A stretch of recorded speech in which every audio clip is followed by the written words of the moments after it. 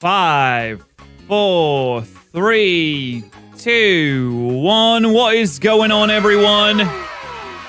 We are live. Welcome, welcome, welcome. I hope you're all having a good day. Almost halfway through December now, on the great year of 2025. I hope that you're all having a good day so far today. Game Awards yesterday. That was crazy. I didn't watch it live because it starts at 12:30, which is just a ridiculous time to start. What are they doing that for? 12:30? Can start like a few hours earlier, so you're gonna watch like some of it. Ridiculous, ridiculous. Need to get on Jeff about that. Jeff, what you doing? How you guys all doing? Hello, Patterrz. Hello, J May. Hello, Devil Rainbows. Hello, Ghost Curse. How you guys all doing? Welcome into the stream. We're doing a little bit of React today. It's a good little React day. You know, we got some good videos to watch. Hello, She. So we got a lot of good stuff coming up today. As expected, Expedition 33 absolutely sweeping the Game Awards, which, you know, personally, I'm totally down for. I'm totally down for it. I used some bingo bucks to get a new PC. What do you mean bingo bucks? Enjoy your new PC, Eric. Enjoy it. Hello, Cody. Hello, Jacob. Hello, Only JB. How you doing? Hello, Manar. Hello, everyone. So I have this box of Mega Dream. I love this set. This set is so sick. It's so fun to open those packs. I had one box and we opened it on stream. And we ended up getting like a bunch of cool stuff. It's just such a fun set to open. It's so good. But how you guys are doing? Hope you enjoyed the new DLC. If you played it, if not, then you know. I didn't stream my playthrough. I played it offline. But I clipped and uploaded all like my reactions and stuff to the Patterrz channel. So if you want to see my reactions to the new Mega Evolutions or to like the bosses and stuff on the new DLC, that's all on Patterrz right now. That's all done. And I didn't stream it. I don't know. The DLC, I thought it might be like this. I thought it wouldn't be super fun to watch, at least for me. I mean, like super fun to stream because it is just so much grinding. One mega was missed. It wasn't missed. It's just not released. It's not out. So can't really do anything about that. So yeah, I didn't stream it. It was a very, very grind heavy. I would say like the majority of the DLC is grinding. It's a lot of grinding. Not to say that I didn't like enjoy what was there. It was fun. The bosses were fun. Characters are always fun. But it was a lot of grinding. But today we're doing a little reacts. So that'll be good. But how you guys all doing though? How are you all doing? I did upload like everything to the Patterrz channel in case you want to watch anything like that. I think I might put the air conditioner on just so. I'm scared that my camera is gonna overheat again because I did once. It hasn't done it since. But I'm scared that it's gonna do it all the time. I'm scared. I'm not talking about Excalibur. No, I mean I know the one that you're talking about, and it's not even in the game. So what can you do? Yeah, dude, I saw the new. Oh my god, 2 things got announced yesterday that made me giggle like a schoolgirl. The new Divinity trailer would look ridiculous and insane. I love Divinity. I love Larian. They're making a new RPG. I'm super excited for that. And they announced Total War Warhammer 40k. For me, and Expedition 33 won a ton of awards. For me personally, if you like the exact same things that I do, that was a great night. It was a great night. A fantastic night for everyone that likes the same things that I do. So yeah, that was good. But I hope that you enjoyed the Game Awards if you did end up watching it. There is new Expedition 33 content. I'm not really usually a person that goes back and plays like little updates, stuff like that. But it's cool though. It's cool. Yeah, Expedition 33 definitely deserved it. I think so. I can't believe it won like 9 awards. I mean, I feel like maybe some other games should have won some of them, but Game of the Year definitely should have gone to E33. 100%. Yeah, Vin, I already did react to that. It'll be up on the second channel at some point. I reacted to that on stream, so I'll be uploading that at some point soon. Oh yeah, Fall of the Old Republic, a new Star Wars game. Honestly, Disney Star Wars doesn't really mesh with me very well, so I guess we'll see. I've not really been a fan of anything Disney Star Wars, except for maybe Andor. That was pretty good, although I haven't watched the new season, so I guess it didn't get me that hard. Yeah, I can't really, like there was Oh my god, The Mandalorian first season was good, and Andor's first season was good, but honestly, anything else, I have not really enjoyed that much. So we'll just have to wait and see how that goes. But today, we got a little bit of... Not bingo, I was gonna say bingo. We got a little bit of bingo. We're gonna be watching these 2 videos today. It's gonna be good. We're gonna be enjoying it. It's gonna be fantastic. Have I ranked the new megas? No. No, I have not ranked the new megas. I don't know if I'll rank the new megas. Maybe? I'm not sure. You should check out Prime 4. I'm not really a big Metroid person. I don't really play. I've actually never played a Metroid game. I've never played a Metroid game before. All right, I'm gonna start with Full Swipe first and follow up with Wheezy, but they're both good. So they're both gonna be good. Yo, Captain Blood, thank you so much for 68 months. Thank you, thank you, thank you. I feel like we probably shouldn't post DLC spoilers in the chat. Please, even though I'm not going to get spoiled or anything, like, you shouldn't spoil it for anyone else, so please don't post any DLC spoilers in the chat. Especially, like, the stuff later on. Like, if it's, like, right at the start, it's, like, whatever, but the stuff later on at, like, the end of the DLC, maybe, like, it's only been out for 2 days. It's only been out for 2 days. But first, get a little Full Swipe gaming. You guys know me. I'm a gamer. I like to full swipe gaming all the time. I full swipe gaming so much, you wouldn't even believe how much I full swipe gaming. Also, how you guys getting on? What are you all doing right now? What is on the agenda? Oh, I need to put the the title of the video in the pinned comment so that people won't read it. Yeah, the DLC it's not easy. I will say that they did crank the difficulty on the DLC, and I constantly get there's so much grinding. There's so much grinding. All right, here we go. Bingo bar is done. Oh, not bingo bar. The search bar is done. I use your HallsCon code. Nice. Thank you. And you put an order comment saying you're the reason. Thank you, Shell. That really does, like, I feel like that's so important.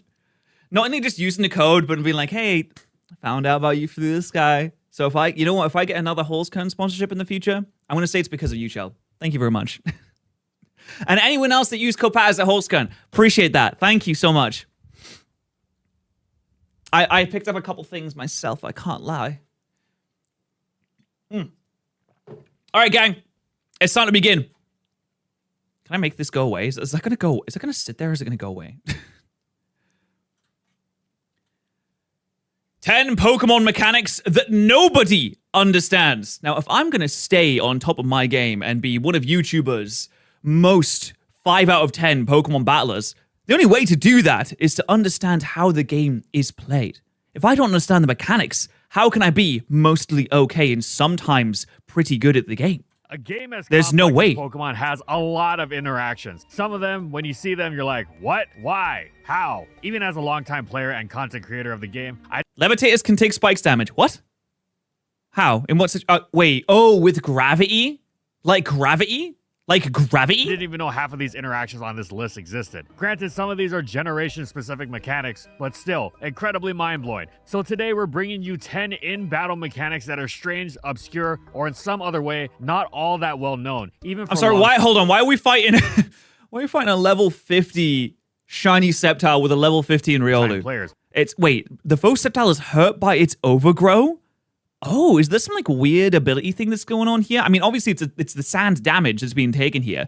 But something's gone wrong with the coding, because it's not supposed to say overgrow there. Right in with Mold Breaker, phasing moves, and entry hazard. Okay. It has to be what he is, youngster Joey. Wait, oh my god, are they going to say that if you set up entry hazards with a Mold Breaker Pokemon, then a Levitator will take damage from it?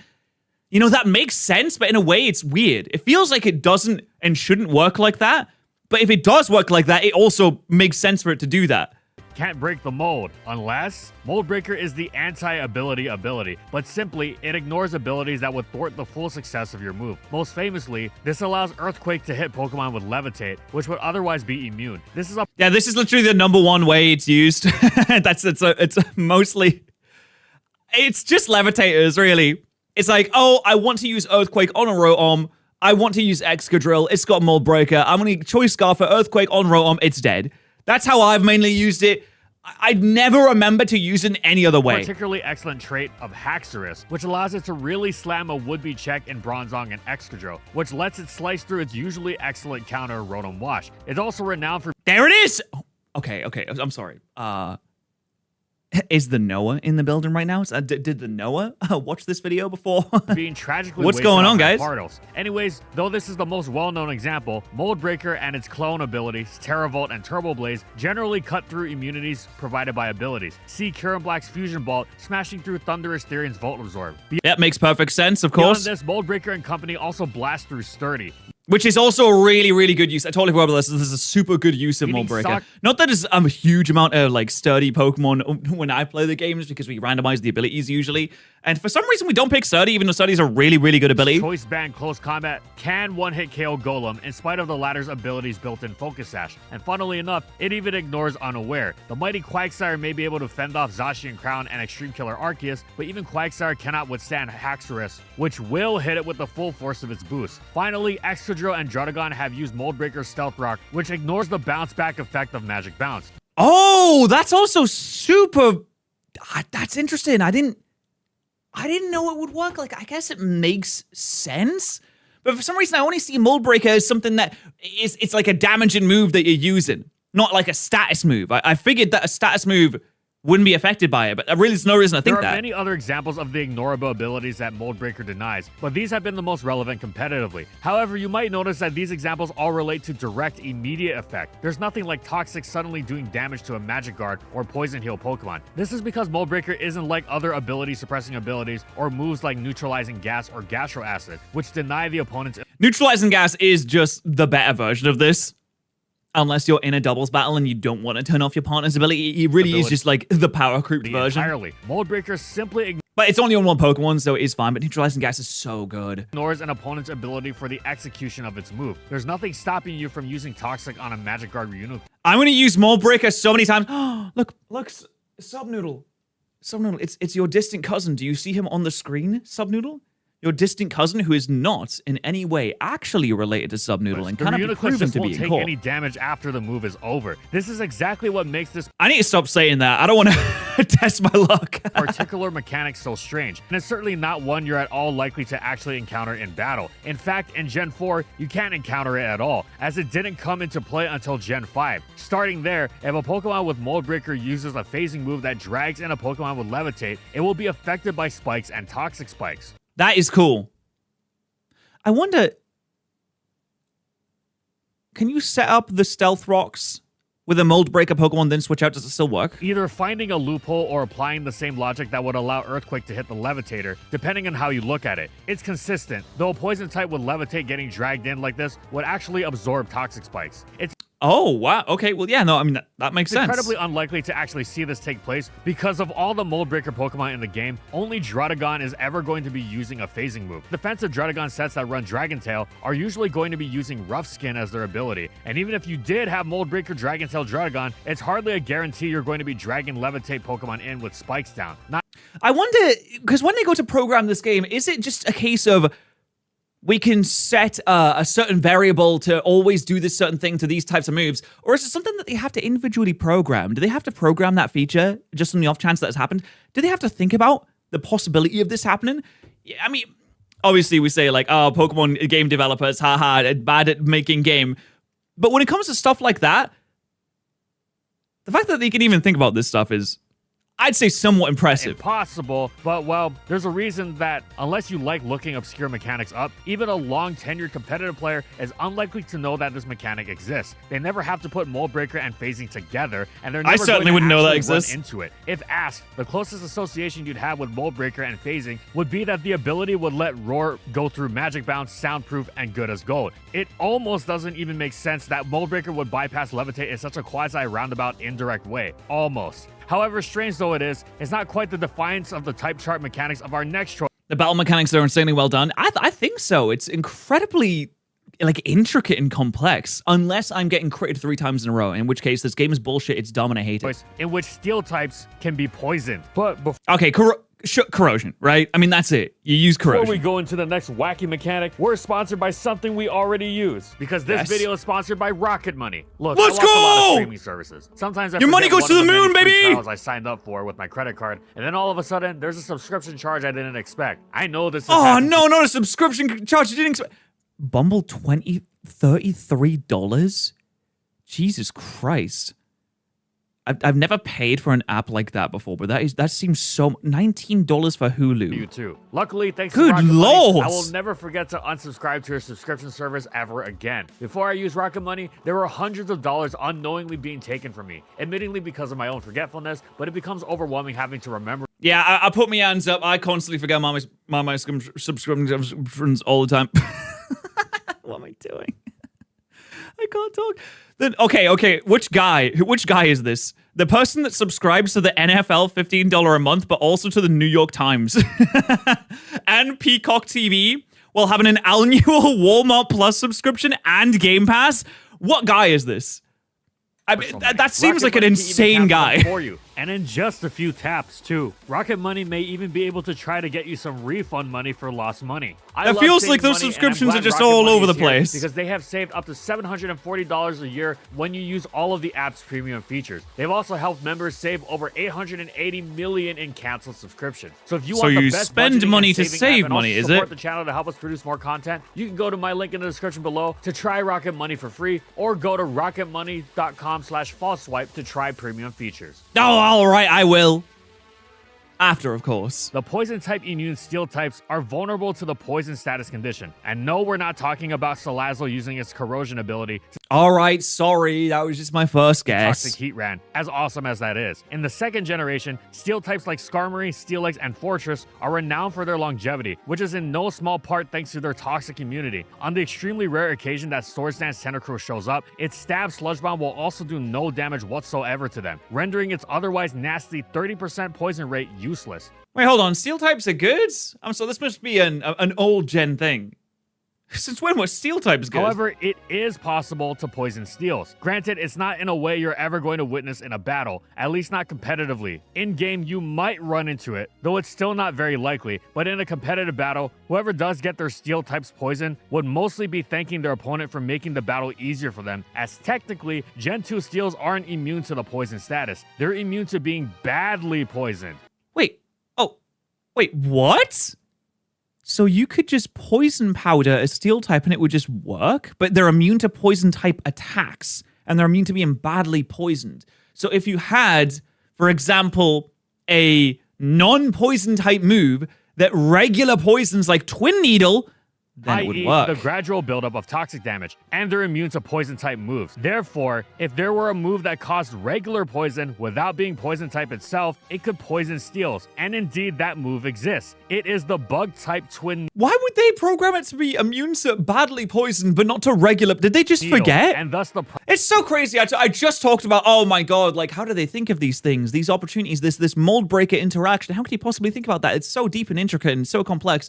And then they just like, oh, I forgot there's 2 poisons. Oops. Problem is apparent. The 20% poison rate against steels is pretty nifty, but before you get any 3D chess ideas about upending the metagame, remember that Twin Needle is an effective 50 base power move that, in Gen 2, can only be learned by Beedrill, one of the very worst Pokemon in the game. Hold on. No Beedrill slander, please, Mr. Fallswipe Gaming. It wasn't just about anything. Chat, tell the people watching the VOD how much you love Beedrill. Out of 10, what would you give it? I say it's a solid 8.5 on average. And forget OU, this also applies in the lowest tiers where the steel type of choice is Magnemite. Plus, poisoning Skarmory doesn't exactly do much since it can just rest it off, as can just about any rest user in the game. Wow, you guys love it! Offenses. But wait, Smeargle can learn any move in the game, so it can also use Twin Needle. Can you perhaps use it in the filler slot on Elite Spike set to bait in and wear down Fortress trying to rapid spin? Yeah. Sure, but like at that point, just put a fire move on, right? Until you remember Smeargle can also use Sacred Fire. That's what I was saying, exactly. About a million times better. Oh well, in Generation 3, the Steel type became immune to regular poison as well as toxic poison, so Twin Needle was no longer able to slip through the cracks, though at least it would be joined. I'd love to be a fly on the wall in those meetings where they're like, guys, we didn't make Steel immune to regular poison. They're like, wait, what are you talking about? Of course you did. And they check the code and they're like, oh my god, what did we do? What are we doing here, guys? By Gen 4's Cycle Shift and Fling in this regard, it wouldn't be until Corrosion's introduction in Gen 7 that I guess they wouldn't say that. They say something like Nani Shimaska? Or is that right? What are we doing? What are we doing, you guys? Steels would become vulnerable to the status again, though that would be the first time it could be done viably, and not through what seemed to be more of a programming slip-up than intentional design. This one still makes some sense though, at least compared to our mind-boggling next choice, in which Trick Room and how even the slowest Pokemon can be outsped under it. Wait, what? Even the slowest Pokemon can be outsped. So like if you have 1 speed, you won't go first in Trick Room? How does that work? Well, priority moves always go first though, don't they? You know, actually what they should do with Trick Room is make priority moves always go last. Like they flip the priority status too. Now that would be interesting. I don't really think that would work properly because some moves need to go first in order for them to function properly. Introduction in Gen 4, Trick Room's shimmering sense of possibility has thrilled players. It completely upends the most important stat in the game, speed, for a brief time. All those advantages you normally have for being faster are turned against you. I've always wondered why they haven't included an item that allows you to extend Trick Room yet. And I don't think there is one that does that, is there? Trick Room, for some reason I thought there was, but I don't think there actually is. You'll hit first. In fact, it's so incredible. Unlike most other field effects, Game Freak has refused to even give it a duration extending item, let alone an there we go. Okay, so there is not ability one. That summons it on Switch In. Trick Room is a staple of VG. Okay, there should never be an ability that summons Trick Room on Switch In. That would be insane. Strategy. I mean, if we're gonna do that, then we're gonna do like what summon Tailwind on Switch In as well. Ephemeral style offset by the major payoffs, whose setup and delivery are perfectly suited to the short turn counts of the 2v2 4-a-side 4. A gravity ability would actually be pretty sick. It's not nearly as consistent in singles, not just for the longer games, but for how with the brief duration is further complicated by the setter usually having to then find a way. Mega Malamar needs that ability. Okay, Mega Malamar needs to have a completely different stat distribution. That poor creature. Jesus Christ. That is such a bad Pokemon. Oh my god. It's so awful. Its high stat is special defense at 120. Like, what were they doing with that? Switch into the slow attacker, aiming to use Trick Room to its advantage. As such, Trick Room is usually used not as the basis of an entire team's strategy, but instead on one Pokemon, like Gen 4 Bronzong, Gen 5 Uniclus, or Gen 7 Magearna, that can set the effect up for its own late-game sweep, as a sort of quasi-agility that stands no chance at getting outsped by even the fastest Choice Scarfer. Or, maybe not. Dealing with Trick Room can be tough, and many of us have joked about how you simply have to be so fast that you outspeed the Trick Room. But what most of us don't know— Okay, that's an anime kind of result, isn't it? Oh no, my speed is being dropped. But if I'm fast enough, then I can counteract the speed drop. Even if it reverses my speed, I just need to go faster. And then I'll win. Some anime thing. Know is that technically this is how it actually works, at least starting in Gen 5. There, a Pokemon with a speed stat of 1,809 or higher will outspeed slower Pokemon even if Trick Room is active. It's actually even wilder than— Wait, did they just like put an upper limit on Trick Room? Do they have like an if statement that says if speed is lower than 1,800 or whatever it is, then Trick Room allows you to outspeed. But if it's not, then you have broken through the sound barrier. Then you have reacted before the Trick Room has even gone up. That, to be as specific as possible, the Pokemon whose speed stat is closest to 1809 without going under goes first under Trick Room. Basically, in the extremely farcical scenario where there are simultaneously multiple Pokemon of such a ludicrous speed stat on the field, Trick Room basically resets them at 1809. For example, a Pokemon with 1810 speed would go first against a Pokemon with 1811 speed. For the math— What? That's so dumb. Was it 10,000 minus speed stat modulo Dude, they love 8,192. It's their favorite number. buffs out there, this has to do with the actual formula applied to a Pokemon speed stat under Trick Room. Now, these aren't speed stats that you have any chance of achieving without actively trying for it. You never run into them accidentally. Just about. And even if you have the idea that this is the anti-Trick Room meta breaker we've all been waiting for, consider just how absurd these requirements are. The fastest Pokemon in the game, Regieleki, reaches a maximum speed stat of 1096 after an agility. After 2 agilities, it reaches 1644. Only after a 3rd agility can it breach the 1809 mark, clocking in at an insane 2192. Now call me crazy, but the fastest Pokemon in the game maxing out its speed across 3 turns doesn't quite seem very efficient, nor particularly reliable for handling Trick Room, and it's Nah, but like, what if you give it speed boost, though? not going to leave much, if any, room for other Pokemon to achieve this. Imagine that, you got a speed boost Regieleki in a randomized ability kind of format, and the opponent says, "You fool. Your speed will be your undoing as my Trick Room flips the script." And then you say, "I'm actually faster than your Trick Room accounted for because my speed is so high. I go even faster than the Trick Room can go." Same feat either, at least not through any methods that aren't ridiculously convoluted and are actually worthwhile. Still, isn't it a strange yet satisfying feeling when something ridiculous you joked about actually turned out to be true? Now, speaking of strangeness, see how everything we know about resistance It would be super funny to see people's reactions to that, though. can be turned on its head when it fits Game Freak's whims, as it was in Gen 7, in which 1,000 Arrows and the neutralizing of secondary typing. Game Freak felt so bad about depriving Zygarde of its own game, they broke the type chart for it. 1,000 Arrows was akin to Earthquake that, for being slightly weaker, was rewarded by basically packing the built-in effect of Gravity or Iron Ball, as it hit everything immune to ground, like flying types and levitators most notably. I do like it. I mean, it makes sense. Like, arrows are being fired up into the sky and being brought down. Thematically, it makes sense. But Pokemon holding Air Balloon or under the effect of Magnet Rise as well. Yes, even the famed Air Balloon Rotom fan would be affected, even if it somehow learned Magnet Rise to become the most ground immune Pokemon possible. 1,000 Arrows alone launched Zygarde from BL in its inaugural generation to Uber in Gen 7 and 8, while enabling Zygarde Complete and 10% in Ubers and the lower tiers respectively. You could spam arrows into almost everything. If it wasn't an already grounded grass or bug type, it'd be neutral. That's right, Game Freak pushed 1,000 Arrows' type defined so far that it neutralized the secondary types of Pokemon that weren't grounded. This means even if you would resist ground after being grounded, like a grass flying type, that first hit of 1,000 Arrows is still neutral. And they said that they didn't give Zygarde anything. Look at this hyper-specific usage for one of its signature moves that probably didn't see much usage often, to be honest. Who needs a game when you can have 1,000 Arrows dealing neutral damage to a flying and grass type Pokemon for 1 turn?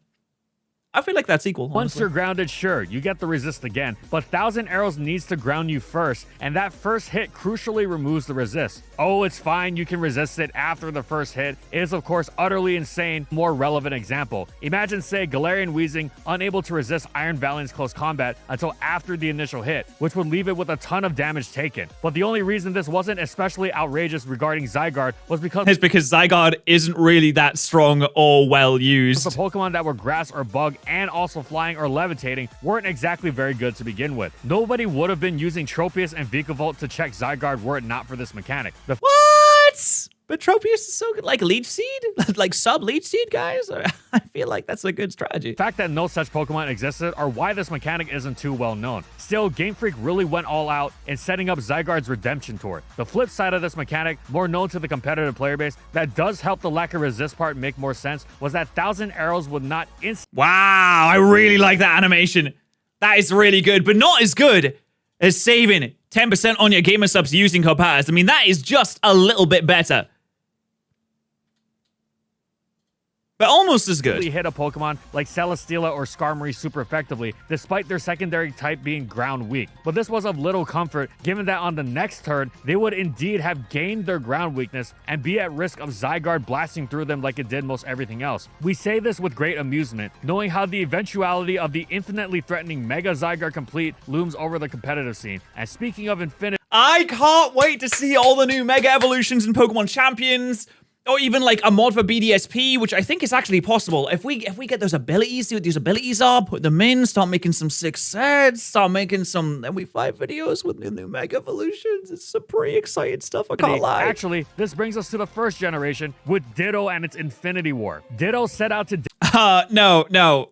False swipe. It's Avengers Infinity War. demonstrate the surrealism of identity and wound up caught in a never-ending loop where I art thou and thou art I. Ditto wasn't able to reach the full potential of transforming into the opponent's Pokemon until Black and White 2 gifted it the Imposter ability, allowing it to transform on Switch-In, which gave it seemingly endless possibilities for coming into battle. Oh, wait. Oh, no. This is going to be a Ditto versus a Ditto, where it's the final Pokemon and they just transform into each other, but they refresh the PP every single time, which results in a soft lock. Is that it? As opposed to the impossible task of safely switching in. Use as a showdown format? Yeah, but we're not going to do then we fight videos on showdown. It's just, we've never done them and it just doesn't look very good. Like, I feel there's nothing wrong with showdown. Showdown's fun enough to watch. Well, no, it's not. I'm sorry. There's nothing wrong with showdown. It's not fun to watch. At least from my perspective. I feel like if we started doing then we fight videos on showdown, people would not dig it as much. I wouldn't want to watch that, personally.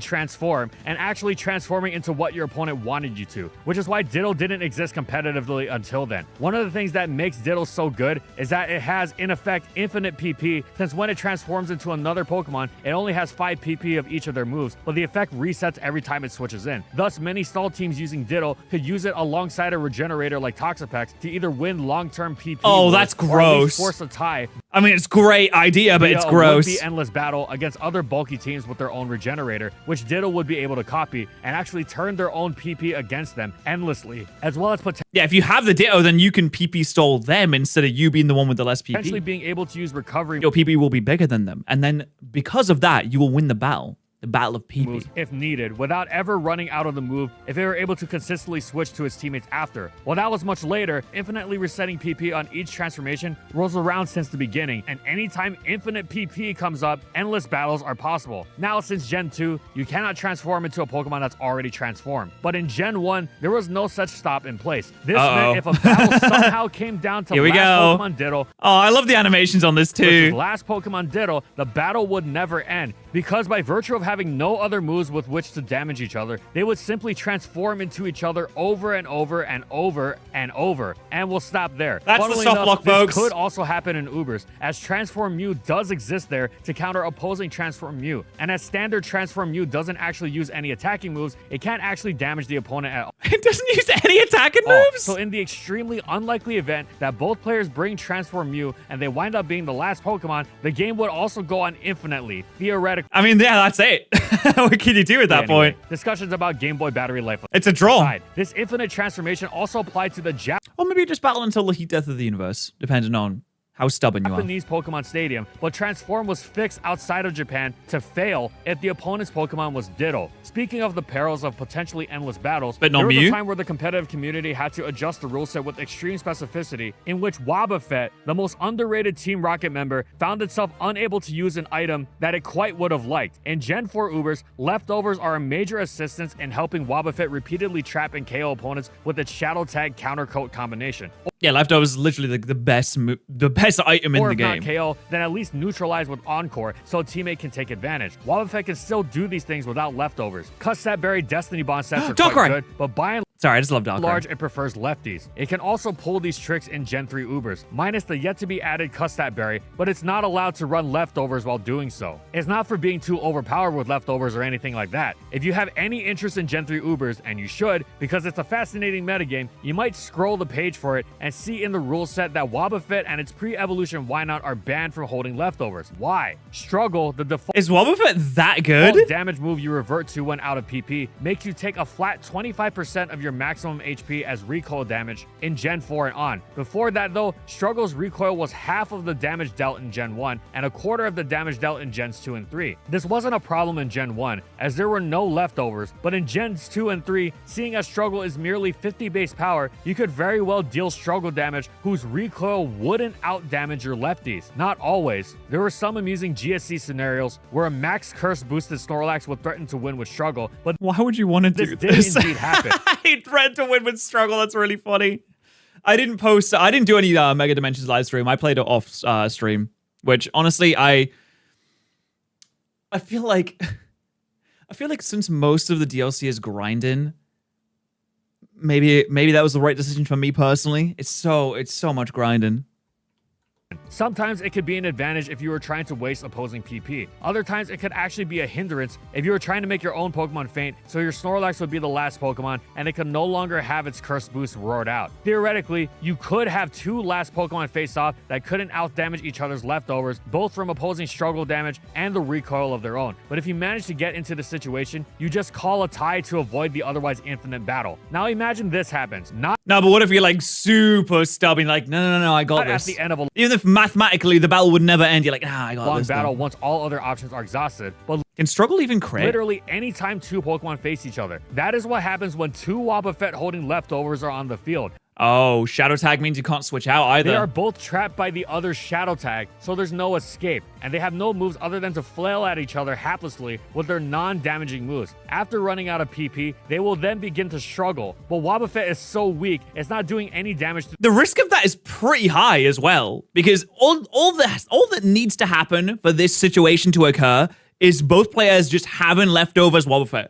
That's it. That's all that needs to happen there. Wobbuffet, and thus isn't damaging itself with struggle recoil either. And so the two Wobbuffet are trapped together for eternity. Existential stuff. This, of course, can't be allowed in a competitive metagame. Not only could a player choose to effectively end the game in a tie as a response to any KO their opponent took with Wobbuffet by sending in their own, it wouldn't even be necessarily avoidable. As just one example, what if both players switched to Wobbuffet on the same turn? However, banning Wobbuffet would be extreme, so it was instead restricted from holding leftovers instead. And why not two, just in case? Gen 4 making struggle deal so much more recoil damage, as well as making Shadow Tag Pokemon immune to other Shadow Tag, was almost surely a response to this. And speaking of recoil and Gen 4, honestly, it just shocks me that they even found out about this, to be honest. This is like, again, another really specific thing to have happen. There was a time where you could do so almost invisibly, in which your opponent had to pay close attention or they might miss it. Beginning in Gen 5, there— I really like this background, by the way. This little starter background's really cute. Activation message telling you that the opposing Pokemon had taken recoil damage from its Life Orb, but Life Orb was introduced in the 4th gen, and back then, the 10% damage would simply be extracted from its user's HP stat without the activation message in the battle text. This meant that if your mind wandered or you looked away for a second, you might not notice that the opponent had lost a bit of its health, especially if it had already taken some prior damage. It's easy to notice when a Pokemon that's just come in at full health is hanging out around 90%, but you could— I don't know, maybe it's kind of better that way, guys. I don't know, when I'm doing like a battle with my friends and I've got Life Orb and it says, use Life Orb, and it's like, you got Life Orb, and I'm like, but what if they weren't paying attention and I could keep that hidden? Maybe they think I'm Choice Scarf, maybe they think I'm Choice Specs. I don't know. I kind of like the information being a little harder. Definitely overlook the difference between, say, 75% and 65% if you're not careful. You can also have a phantom effect of thinking— Actually, you know what? Now that I'm thinking of it, this is a terrible idea. I can't believe I just said that. I would never clock on that an opponent has Life Orb because my my ability to perceive things is literally 0.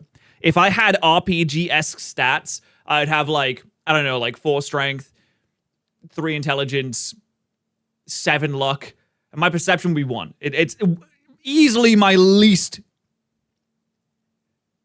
useful stat. I can't perceive anything. Often runs Life Orb, not even with my glasses on. So here you are thinking you're switching around to rack up recoil damage, only to realize after 3 turns, it's still at the same HP that it was when it switched in. Sometimes we got a little too used to the comfort of the battle log. Funnily enough, while this mechanic was present in the Gen 4 games, oh my god, is this like early showdown? Jeez. First Gen 4 simulator, Shoddy Battle, incorporated the loss of 10% health into the battle log, as it had no HP bar animations, and everything that happened in a turn took place simultaneously. But then came the Pokemon Online simulator, and the HP bars being animated there. The Life Orb activation message was taken out of the log, which did indeed lead to some players caught off guard by the so-called invisible Life Orbs. Of course, then Pokemon Showdown took over as a simulator, and that incorporated both HP bar animation and the 10% recoil message into its battle log. So now if you missed both, you were really sleepwalking. Damn, missing Blaze Kick? I'm sorry, that's unrelated to the Life Orb thing, but that's just unlucky. Battle. Gen 4 Life Orb was also rendered truly invisible because Recode did not activate when hitting a substitute. This was changed in Generation 5, much to the displeasure of the Gen 4 faithful. This makes it too easy to substall opposing Life Orb attackers, they clamored. Now, a substitute Breloom, for instance, would be even more threatening to the Life Orb Gengar trying to check it. Of course, the upside was that newer Gen players going back to Gen 4 would often find themselves bewildered when, say, a Gengar would attack their Breloom substitute, take no Life Orb damage, and then reveal itself to be Life Orb when its devastatingly powerful next attack made contact against a non-substitute. So many of these mechanical changes came about in Gen 5, making Gen 4 seem like a sort of quaint end of an era, even though it actually introduced so many of these mechanics. And our next choice is 4th Gen as well, in which U-turn shenanigans or breaking the substitute doesn't make Intimidate work. A deep cut tends to reveal itself to even experienced players only after they've plundered every depth of their metagame's intricacies. Playing around DPP Breloom is profoundly irritating and usually doesn't involve one perfect counter, so this kind of documentation has just made me think that it is absolutely incredible that we have the level of passion and interest that we do for all these different game franchises, for people to make and create these videos, and for people to be interested enough to watch them, to enable people to keep creating these videos. Like, it's such a specific little detail in a game we like to play, and so many people are so interested in it. I love that. I think that's great. It just made me feel happy. I don't know why. Anyway, what are you doing while you're watching this reaction to me watching another video? You getting on with some schoolwork? Maybe you're at work? You know, it's totally fine. Hey, I'm not going to get on you for watching some videos on the clock. I think that's totally fine. Are you driving? Maybe if you're driving, don't watch the video because you need to look at the road to make sure you don't hit things. Much as a collection of multiple half checks having to work in tandem to stave it off. It's especially obnoxious when it uses substitute to scout your switches. But the fact that it has to reveal it's using focus punch means that you can potentially break the sub with a U-turn before switching a check, assuming the U-turn user doesn't get walloped by a subless focus punch on the switch. But hey, you don't exactly have safer options, or you'd use them. Anyway, you sacrifice something to sleep, and you've got, say, Scizor in on a subbed up Loom. As you go for U-turn, it reveals it's tightening its focus, and you say perfect. This means... I'm sorry, that sentence just forgot me. Scizor in on a subbed up Loom. Try saying that to your grandma and see what she responds with. Yeah, so I had my Scizor in on a subbed up Loom. She's like, "You're doing what? Where are you? You're... That's not illegal, is it?" I can get my Gyarados in to get the Intimidate off and take the resisted Focus Punch as opposed to the neutral Seed Bomb. It was a complicated dance of Pokemon, but you managed to take minimal damage. Or so you thought. In this case, if you wanted to intimidate the Breloom... Why do I stream while you're driving if I don't watch while you're driving? You know what? Good point. That's a solid point. You should have gone right to Gyarados on the substitute turn. Here's the catch. In Gen 4, if you break a sub with U-turn and switch to an Intimidate Pokemon, the Intimidate does not go off. It's rather a rare situation to encounter. That is weird. I guess because sub can't... Wait, but the sub's gone. Does the game still think that the sub is there until the end of the turn? Is that how that works? Since most of the time, if you're looking to intimidate something, you just go right to the Intimidate Pokemon, right? True, but playing around opposing Pokemon and circumstantial specificities of a battle sometimes takes all manner of switches improvised on the fly, especially since one U-turn doesn't always break some subs. And so if you play a lot of DPP, you may very well eventually find yourself U-turning out of a substitute and wanting to then intimidate that sub-user with your Gyarados, whether it's Breloom, Physical Jirachi, or even an opposing Gyarados. Except you can't, which is a shame, especially if you're trying to U-turn. Yeah, I suppose the game just believes that the sub is still there until the turn is ended. Around a subbing Pokemon, you could clearly use the extra help. This was changed in Generation 5, just in time for Landorus to hit the scene. As a bonus, here's another U-turn moment from Diamond and Pearl only. If you U-turn and switch into a Pokemon with a choice item that also knows U-turn, it will automatically be forced into using U-turn as the next move without selecting any for itself. Glitch or design looped, it was removed with the arrival of Platinum. Now we're going to go back to the first 3 generations, in which fainting is good, actually. True! Oh my god, I really like this background. These backgrounds are really cute. You could actually turn the opponent's spikes against them in Gens 2 and 3. And in those... There was spikes in Gens 2 and 3? Okay, wait. Yes, definitely in 3. In 2? There was spikes in Gen 2? As well as the spikes lacking Gen... I guess it was like a close-to-only thing, wasn't it? Use Explosion in ways that could not be replicated after. Now, this one's quite not as obscure as the other mechanics. Oh my god, Explosion was ridiculous in early gens. I know it halves the defense, but it just knocking out Cloyster like that while it's non-stab is ridiculous to me. On this list, but they certainly are alien to any new gen sensibilities. In the first 3 generations, a turn is declared over as soon as a Pokemon faints. This means in certain situations, you can use your Pokemon fainting as a way of preventing your opponent from making a move. In Gen 4, you can't go first and explode on something with, say, Azo. If you come up short, you can still make their move. This effectively means almost nothing if So replace supply for a job. A job with me? You want to apply with a job? I do not hire people. I am just me, and I have a couple of editors. But guys, listen. If you use code Patterrz the Gamer Subs and you become a member to this YouTube channel or gift members, then maybe we can hire that guy. Huh? Think about it. Maybe one day we can hire. Maybe we could hire people. He went for a damaging move like Crunch, but it is significant in that they can still do things like set up Stealth Rock or Substitute. Now take a threat like Gen 3 Calm Mind Rest Suicune, which quickly becomes nigh unbreakable after a boost. You'll chip away at it with free damage, but it always just seems to heal it off, and that's where Explosion becomes more than just a source of big burst damage. Gengar and its low attack stat aren't exactly bowling over Suicune's titanic physical bulk, even with the defense having effect Explosion has in the first 4 generations. But what it does do is declare the turn finished as soon as it faints, meaning it damages. Oh, it declares the turn finished? So you can't Calm Mind afterwards. Suicune and doesn't give it an opportunity to rest the damage off.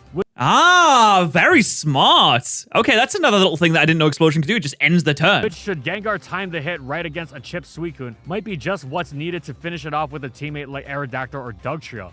You're coming with Aerodactyl and use double Suicune edge. was just the tip of the iceberg. A sacrificial Explosion could be just as valuable in cutting off recovery from Celebi, stifling a Dragoness from Tyranitar, or whatever you needed. Less about the damage than about denying them their turn. While Explosion could do this, it wasn't the only way. In some extremely specific cases, a Dragon Dance boosted Gyarados could pull the same with recoil from its double edge. Do I offer 401k matching? Depends how many gifted we get. Yeah, I mean, that really depends, guys. Like, right now, I don't know. Get 50 gifted, then yeah, sure. More commonly, though, was utilizing your opponent's multiple layers of spikes against them. The 25% What is a 401k? per switch of a Skarmory that had gotten all 3 layers up was often suffocating. But the one source of respite was that, in a tight situation, on a crucial turn, you could sacrifice your Pokemon to those spikes and deny them whatever they needed. Blissey was getting worn down, but now it's about to heal back up and become unbreakable again? Nope. Sacrifice your Pokemon to spikes, and that soft-boiled isn't going off. Wow, that's a very high-level tactic, I feel like. That'd be tough to do. Yo, Bear, for the 5 gifted, all right! We're closer to the 401k, well, which I think is I think that's a pension. Is that a pension? Let's go! Tyranitar's about to DD and sweep you, not if you sack your Pokemon to spikes, letting you freely finish it off with your low health Heracross. Turning your opponent's strengths against them is always a joy. See Trick Room, and this is among the most satisfying of such maneuvers. Now it's time to fittingly finish off with a bang, literally, as we're talking about end of battle moments, many involving Explosion, in which both remaining Pokemon may faint on the final turn, but who wins depends on the generation. In the first 4 generations, it's simple. There's a tie. You can explode, Destiny Bond, be finished. Yeah, surely. It should be a tie, right? Oh my god, Eric, another 5 guys! We're so close to having a pension! 17 months? That's almost a whole year! Wow, almost. Just a few more to go. Thank you, Eric, for the 5 gifted. Thank you. And thank you, Bear, for the 17 months. Actually, chat, that's 10 gifted. That's 10. Do you know what that means? That's 10 gifted. That means we get to spin the wheel. Wait. Am I muting myself? Whoops. The Wheel of Packs! Just give me a second to find where the wheel... Okay. Right. I have this box of Mega Dream, and I'm pretty excited for it, honestly. Pretty excited for it. Chat, what do you think about... Should I change the no packs section to just a more 1-pack? Because I felt really bad when, like, people would gift memberships to spin the wheel and it came up with no packs. Like, I feel kind of bad about that. So I feel like maybe I should replace the no packs with 1-pack. I feel pretty bad about that. Also, this is really hard to open.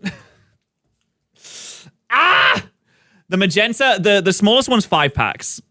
1d6 packs. I mean, we're basically already gambling on it to begin with. I feel like I should change it. I'm going to do that now before we spin it. Thank you so much for the 10 gifted, though. Every time we get 10 gifted, we spin the wheel and we see how many packs we open. We have some cool Mega Dream as well, which honestly is... It's such a good set. It really is. Like, it has so many good cards in it. It has, like, the Mega Attack rares that just look... Hold on, I have one here. I have one of the Mega Attack rares here for Mega Electros. Like, these cards look sick. They look so good. I'll change it now. Because getting no packs on the board, on the spin, it just doesn't feel good. Doesn't feel good at all. Where's my widget? There it is, spin wheel. Okay, let's get rid of no packs. And let's increase 1 pack. There we go. Okay, 5 is still very low. Like, really low. Okay, there we go. All right, let's see. What is the result going to be? How many is it? It's... All right, 2. Solid 2. I like that. Solid 2. How you guys doing? All right. Oh, I need to... It's a fresh box.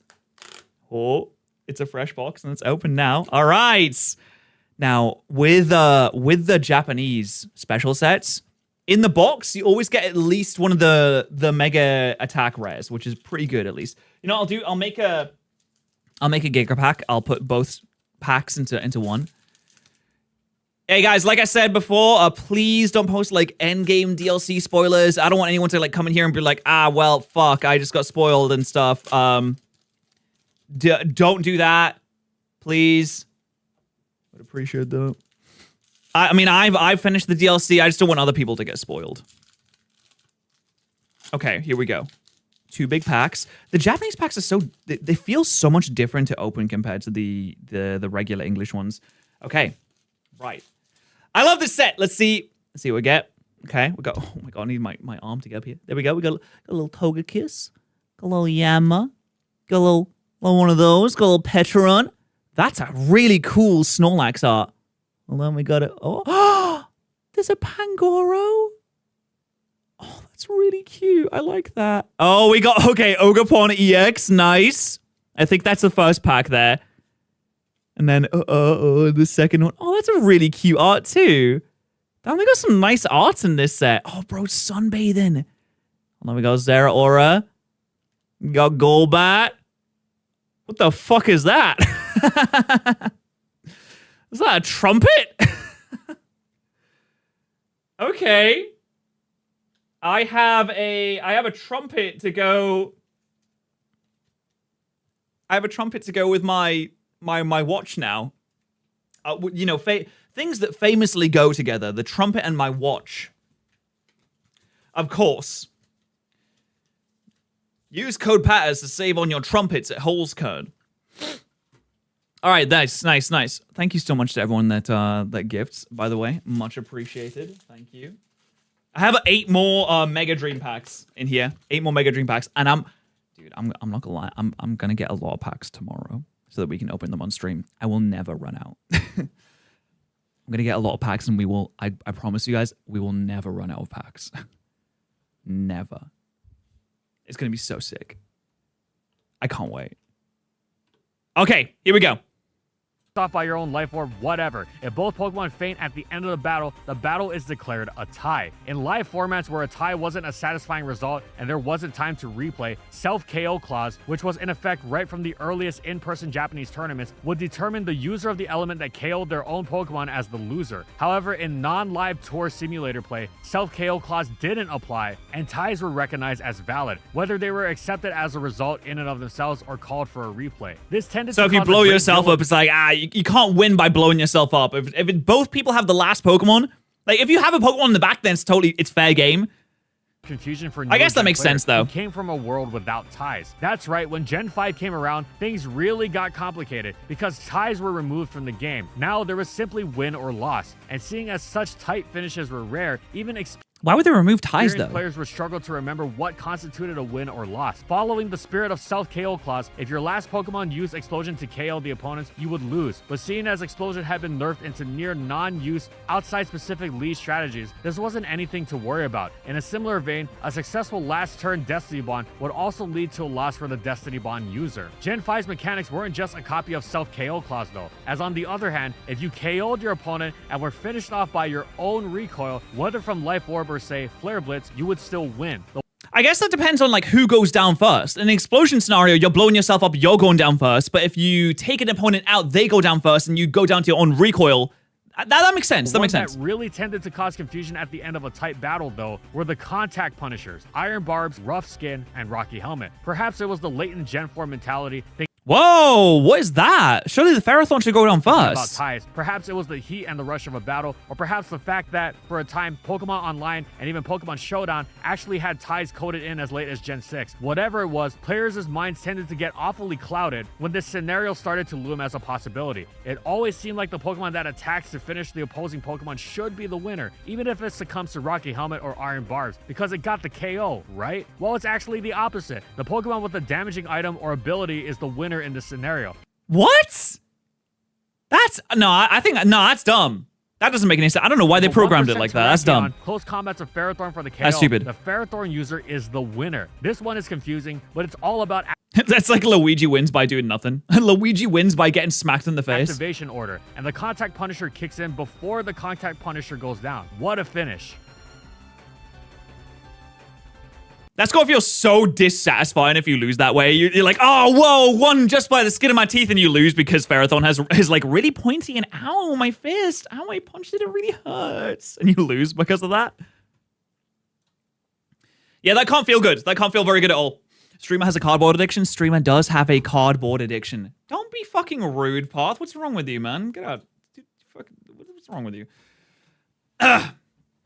There's no Mega Dimension streams from me. I played it off stream, and I uploaded all my reactions and stuff. Like I posted some shorts, I posted some videos on the second channel as well of like all my boss battles and stuff like that. But I didn't do like a full stream playthrough of it. All right, before we do Wheezy, I'm gonna have a quick pee break. I'll be back in a second. What is happening? Oh, it's an egg. Shiny Vulpix! Woo! Yeah! Donkey. Wait, this has got to mean there's gonna be a Legends ZA version 2. Oh, oh Pokemon my God, Legends ZA, which is I'm nothing but a coward. Oh, you have Solar Beam, but it's raining, it's raining. You do not have Power Herb Solar Beam. Shut up, you did not bring Power Herb Solar Beam. There's no way you brought... Dude, your sets are... no! That did nothing. What? What? How is that? What? There's, you know what? Let's keep our egg vouchers for now. Wide lens. I'm re-rolling this. I don't need a wide lens.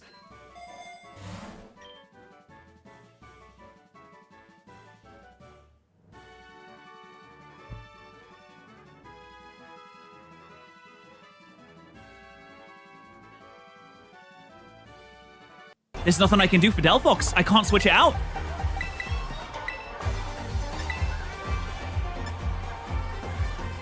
This is rest in peace Delphox. There's nothing I can do. It's not a thing I can do. I'm so sorry. Unless you fumble. The flinch! The King's Rock flinch! Let's go! Oh my God. Saved by a 10% flinch chance. Oh, cinema! Oh, good. It's Giratina. I was really hoping we'd see this guy soon. Swagger. Oh, fun. Awesome. Oh, Poison Point. Sorry, Effect Sport and Swagger. I'm built different. Oh, fuck. Ooh. I hope this isn't... All right. Are we ready for a little bit of Wheezy? I've been looking forward to this one. This should be a pretty good one.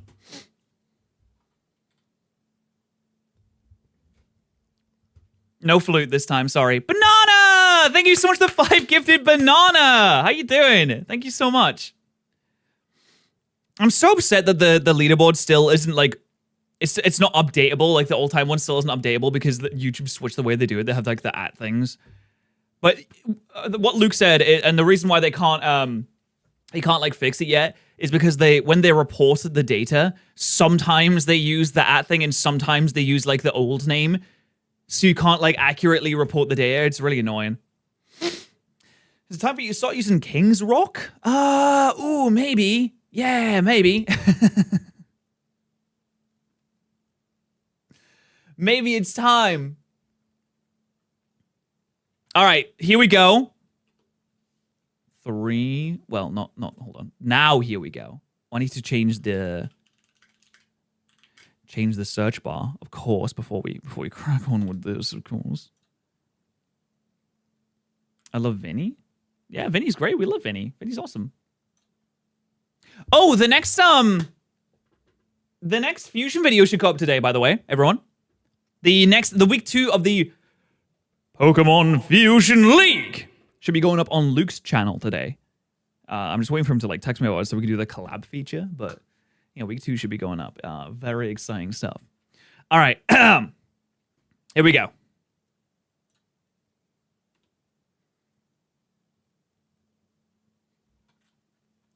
Brutally ranking Ash Ketchum's gym battles 4. If you're not subscribed to Wheezy, you're making a massive mistake with your YouTube watching habits because these videos are absolutely fantastic. And I cannot wait. I've been waiting a long time for number 4. And apparently Unova has some crazy gym battles too. But before we dive a little bit too ahead of ourselves, we have to watch this one first. Goodness me. That was loud. Oops. Y'all tell me I was due for another. Y'all know how this goes. 8 gyms, 8 performances, 8 ratings from 1 to 10. If the win was bullshit, we add a piece of Mickey. 5 pieces and boom, the region's a clubhouse. Let's get started with jump scare. And this is good. This is fun for me because this is starting to get to the period where I didn't really watch the Pokemon anime. I did watch most of Sinnoh, I think. I did like the Sinnoh anime, but as soon as it gets onto like Unova and Kalos and etc., I haven't got a clue what's going on. Warning. Look who's here. I'm thinking surely a fucking aura clash is imminent. Do I know you? Was that necessary? So Paul's actually first in line, and Can you imagine you just walk around, you said to random people, like you're an NPC in like a GTA game, where you just walk past them and they're like, who even are you? And you're like, what? I was just walking past. I don't know what's going on. Ash asks if he can watch. And he's like, I don't give a fuck what this nigga does. Whatever. So with Ash taking notes on the sideline, Rourke and Paul begin, and Geodude is sent out. Wow. First gym, Rock type, and a Geodude. With Yeah, Ash has plenty of experience with this. This should be Rock easy. watching. What next? You're gonna tell me you got an Onix? What next? Oh, wow. How original. You're gonna tell me you got a complicated Yeah, I'd like a Krabby Patty with cheese, some kelp fries on the sides. relationship with your pops? Paul ends up winning, and to remind us how ruthless he is before his puppy rival is up, Paul had an issue to address. He led his battle with Azumarill. Azumarill lost to Geodude's hidden power, and we know what Paul does to losers. Thanks a lot for the Azumarill, mister. Okay, he donates it to needy children. Honestly, wow, Paul is a really stand-up guy. That is absolutely fantastic. Good job, Paul. Bro, this guy is worse than Braun. So Ash is up next and somehow convinces Paul to watch after being like, Paul, I watched your battle. Are you gonna watch mine? begging it. But I'm gonna be real, big fella. You should have just Wait, is this an actual clip from an anime? Is this real or is this like an AI reconstruction? Is this actually how the show looks? I thought it was just an image. I thought it was like someone who had edited an image to make it look ridiculous. If that's real, that makes me let him happy. walk, because the lights were looking bright. Cranidos and Apom start the 3v3, and it's an Ace versus the monkey, man. Not even the main monkey. This is the pre-monkey. Y'all want to beat them so bad, bro. Give it a rest. Apom can't hack it. The rat comes in, and other than the CTE clash of head smash and volt tackle, he couldn't hack it. And Turtwig, Surely Turtwig, with its type advantage that, as we all know, is very important when it comes to the animated series, will be able to defeat this Cranidos with no issues. Turtwig hacked it, I'm not gonna lie. Oh, okay. Oh, wow. Okay. I was kind of like leaning into a loss happening there. You know, like oh my god, surely this would be easy, and then. But then Onyx beat them both. Not in front of Paul, man. Yikes. How pathetic. Shit, I'm not gonna lie, I'm with him. Guess which move killed off the rat? Nope, nope, nope. Yeah, no. This one's a fucking fake. It was Screech. Tough L, but both competitors did well to prepare for the rematch. Screech? What do you mean, Screech? Both Cranidos, Rampardos, and Ash. So Yeah? it started with Onyx and Pikachu, and Wait, so so Ash lost. Rourke evolves his Cranidos, and he's like, "Yeah, I've got it this time, though. it'll be so much easier this time, actually." we need to stop Thunderbolts and ground types, bruh. Those sprinklers have done irredeemable damage to this nigga's brain chemistry, but it never stops working. Boots and Geodude are up next. Why does that keep working? You know what? It's still a lot of volts, though. And the monkey puts in a shift. One thing about that damn monkey is that motherfucker will spam a focus punch, and that shit will work. Then out comes the man. The first time Focus Punch has ever actually The worked. hour. Call him the Apart from Breloom's subset in Generation 4. janitor, cause he was sweeping. Anything with this man's head was cash money. Headbutt money. Zen headbutt money. Head smash. Mama money. Leaving the fate of the Badger to Turtwig. Words you never want to hear. I'm gonna keep it a $150. Is one. Yeah, Cranios is he has sort of a bone to pick with Turtwig. Surely this time he'll win. Till I realized that Turtwig is on fucking gear. God damn. Wait, okay, hold on. How much exactly does a Rampardos weigh? According to Bulbapedia, Rampardos weighs approximately 102.5 kilograms or 226 pounds. And that Turtwig jumped mid-air, grabbed the tail with bite, and spun him around like Solonge Bowser. Rampardo slammed another head smash that left Turtwig gasping for air, but Rourke made a fatal mistake. Not in the battling, but in the stadium architecture. Leaving the roof open, this ain't the Bernabeu, bro. Turtwig soaks up the sun with synthesis, then Beyblade drifts underneath for Oh my god, he gets powered by the sun. He's like my house now that I've installed solar panels. Yes, that's right. Hello, I'm Daniel. I've just had solar panels recently installed in my house, and I won't stop talking about them. You're gonna have to deal with it. I'm sorry. I will mention them at random points.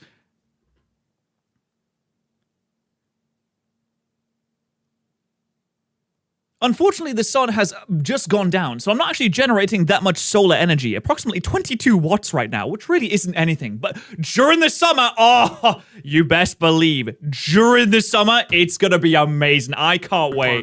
before Razor leaping him in the belly, leaving the dino in the dirt. Creative battling. Rourke was a little OP. Needed a rematch. He doesn't need a Rampardos that early on, let's be honest. Got lost in front of Paul, which is just unforgivable, bruh. Not gonna lie, 4 out of 10, but not Mickey Mouse. Now, Gardenia is something you'll never believe. A gardener. And let's just say she planted some seeds of doubt in my mind on if Ash could be. I feel like anime names are somehow just too related to the medieval names of old. Do you guys remember, like, we were all alive back then? Back then, you only used to, or a lot of people were named after their jobs or their parents. So you'd know what someone would do because their name was literally their job. But aren't you cursing your child somewhat in a way if you name your child Gardenia or Skylar? Like, come on, Skylar, you have to be a pilot. You shouldn't even be allowed to be anything else if you're called Skylar. Let's just change your name at that point. Yes, my second name as actually Daniel Pokeplay. Yeah, she went to 4 with him. She didn't tell him she was a gym leader till after, but by using her own. You're named after your job? No, let's like, okay, wait, how does it work? I need to pull up the information on this. Medieval job names. It'd be like you just have a class of thing. Like this. Like carpenter or brewer. A lot of people's names were just the jobs that they had, or the jobs that their parents had. Medieval job names. Fuck. What is a medieval? What do I even look? What do I look for this? Medieval named after their job. Sabrina Carpenter. Oh, I don't use the fucking AI thing. Oh, okay. Profession, last names. See, this guy on Ask Historians learned something. I learned that English-speaking countries in the Middle Ages would adopt their profession as their last name, like Smith, Carpenter, or Baker. There you go. See? And then when you grow up, it's just like, well, I just have to be a baker now because that's what my family did. My family are bakers and I'm going to be a baker now. Honestly, it's not really that much different in this day and age. Sometimes you just get like put into the family business. If your mom and dad own a restaurant, so you just take over the restaurant if you want to. It's not as common nowadays, but it was a thing that happened. Yo, thank you, Eric, for the 5 gifted. Is that another spin of the old wheel? I think it's a spin of the old wheel. Yeah, it is. All right, we have 8 packs left of Mega Dream. Let's see what we end up getting here. Hold on. Oh. Wait, how do I spin? The wheel spins. 3, 2, 1 now. Yes, I'm Daniel. Did I not? Okay, there we go. Yes. Fixed. There we go. I've done it. 2 packs. All right. 2 packs of Mega Dream. Coming at you nice and lean. I know I explained that wrong. Taylor was the last name, right? It doesn't really happen anymore, but that used to happen. I know it wasn't crazy. I began to think that was crazy. I was explaining something that just didn't happen.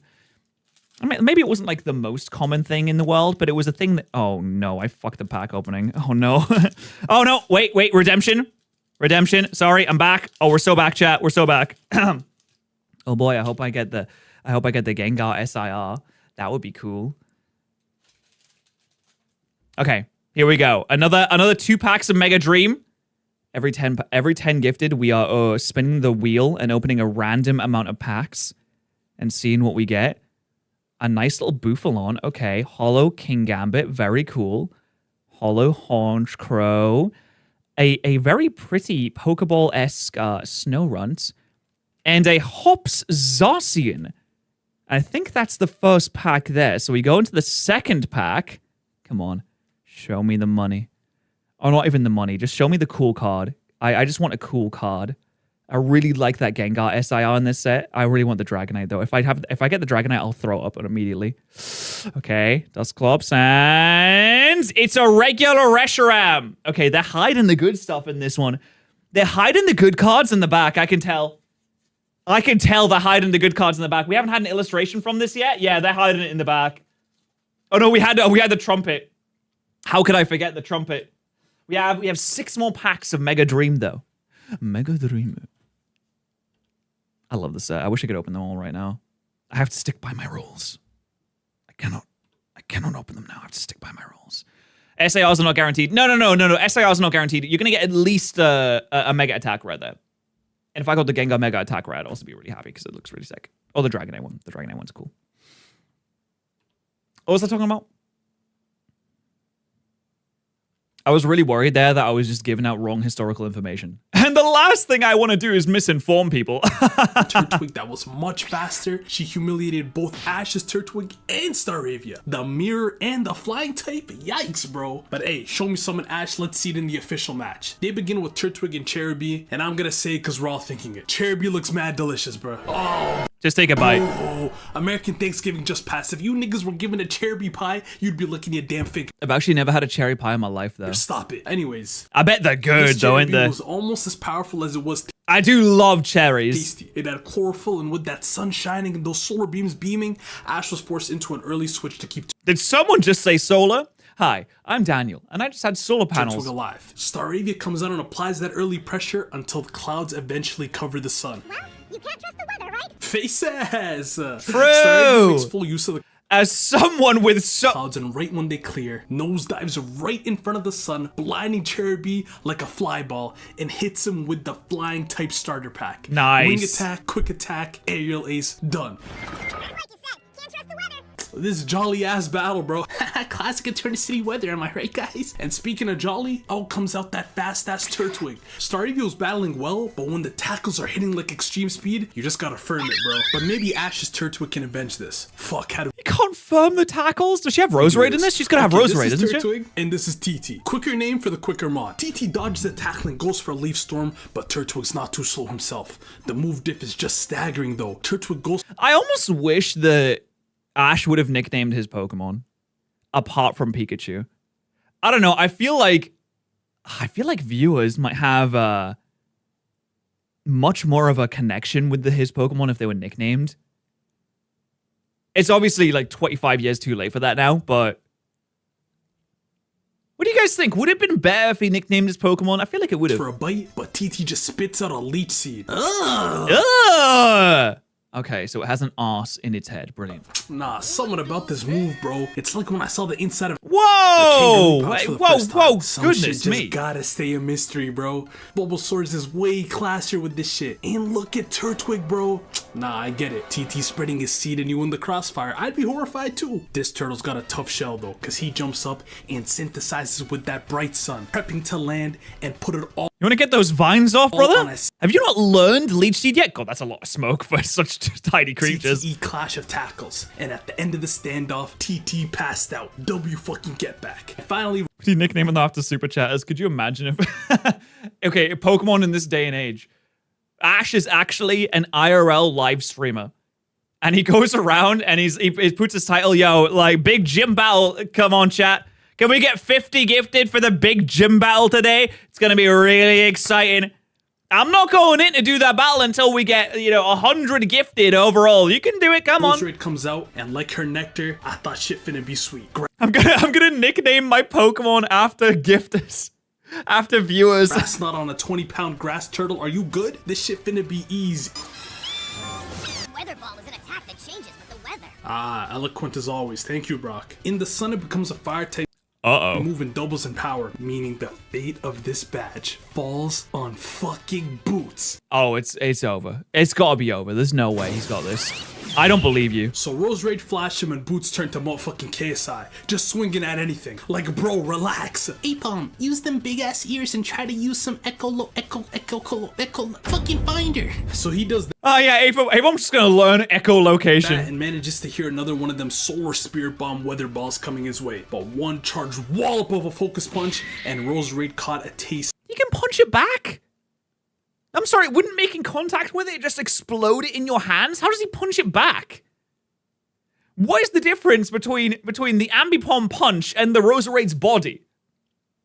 In which one is reflected but the other one's not? Of her own meta. Oh yeah, oh, he perfect parried it. Okay, never mind. Expedition 33, guys. Game of the year 2025.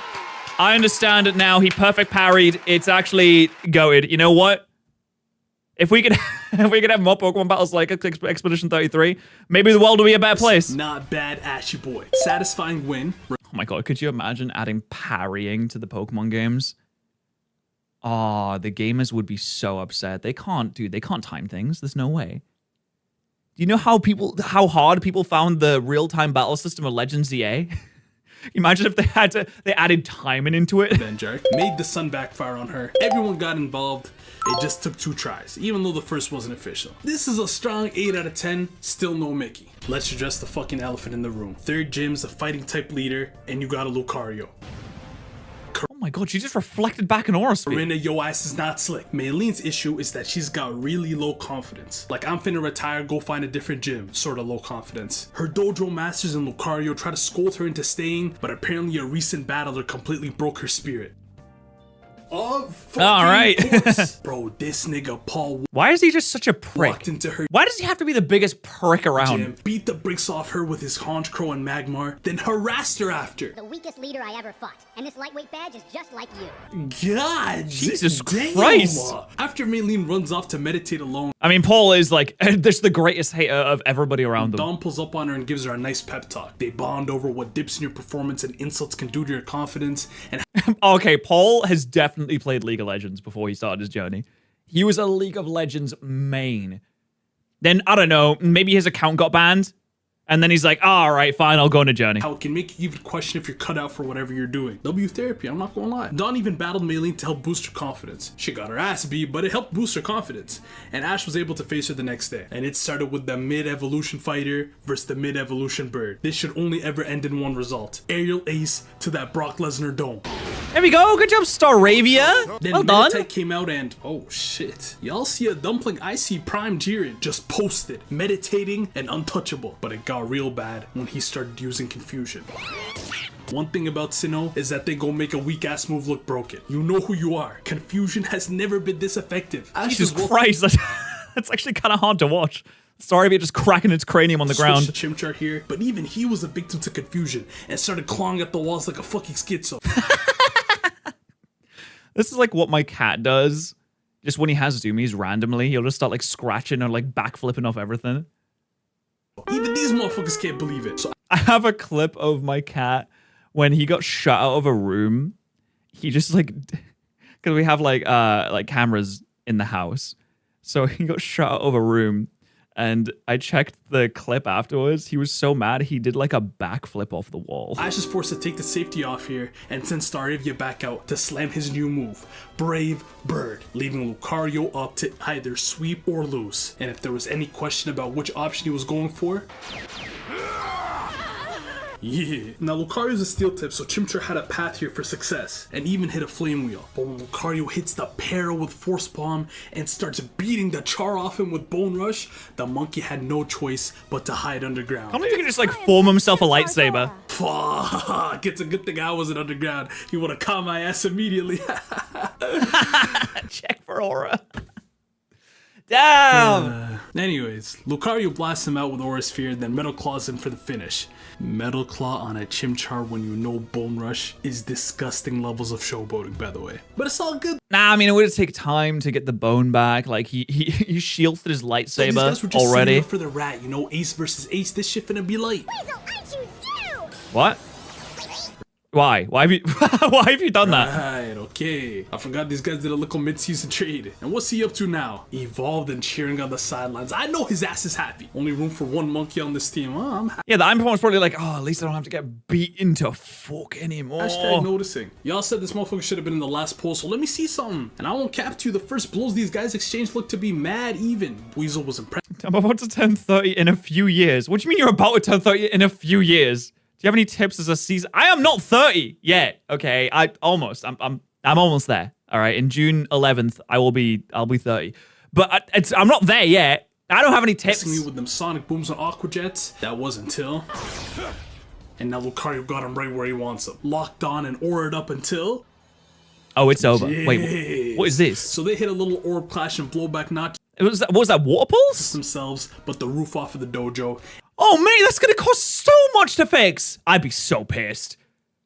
We should just have gym battles outside. Why are we having them inside? What a stupid idea. Right when Weasel looked like he needed a miracle.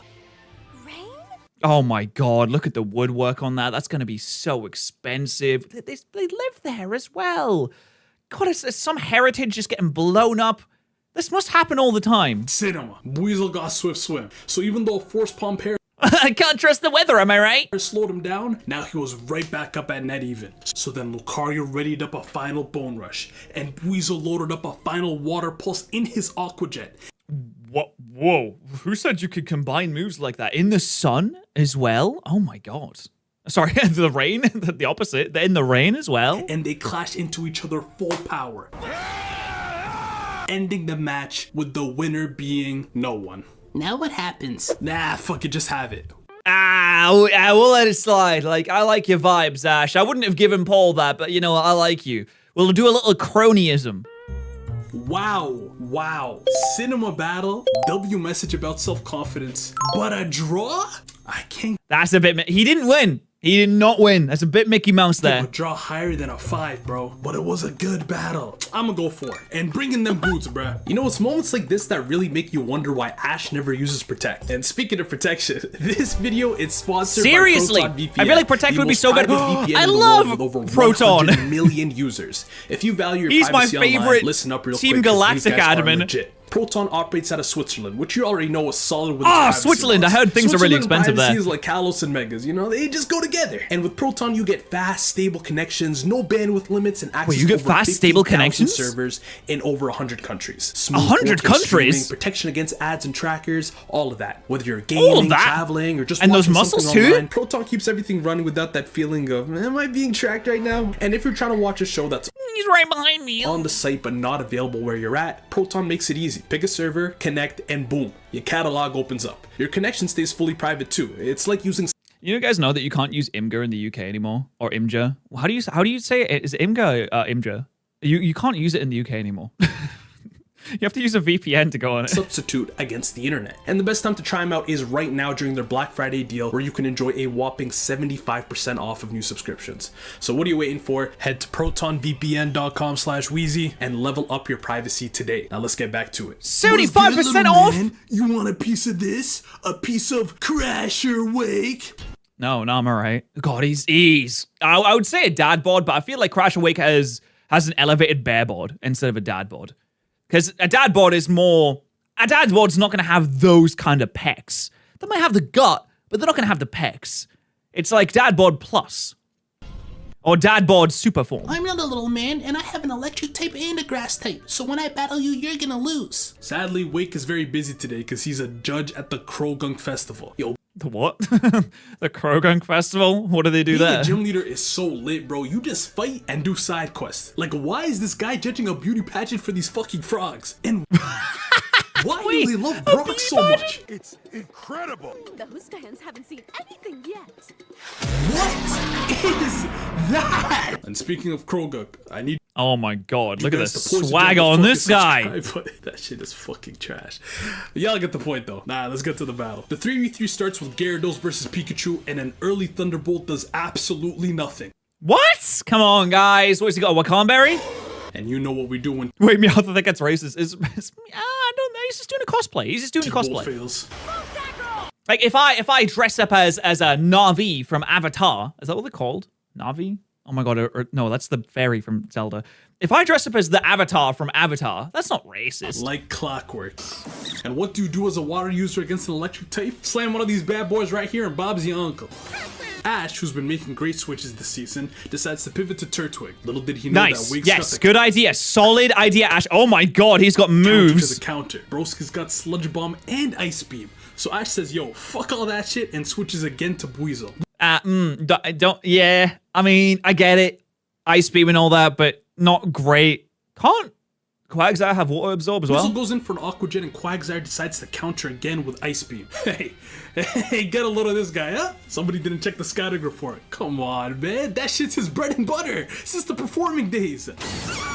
Oh, right. This is this is when the Aqua Jet turns to ice and he kills him with it. He impales poor Quagsire on an ice Aqua Jet. Gym leader to either sweep or lose with their ace.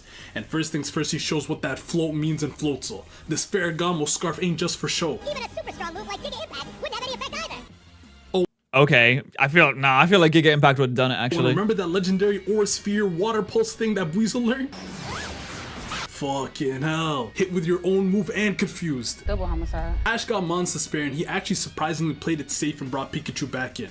So I'm thinking, oh, okay, they're setting up the finale for Buizel, so the other two finna get clapped. But nah, Pikachu just put in a bit of a shift, and then Ash switched back. that I Whirlpool? know he's about to do what I think he's about to do, right? Well, it's just like, no, guys. It's like when Vegeta fought Kid Buu to buy Goku time in Super Saiyan 3 form.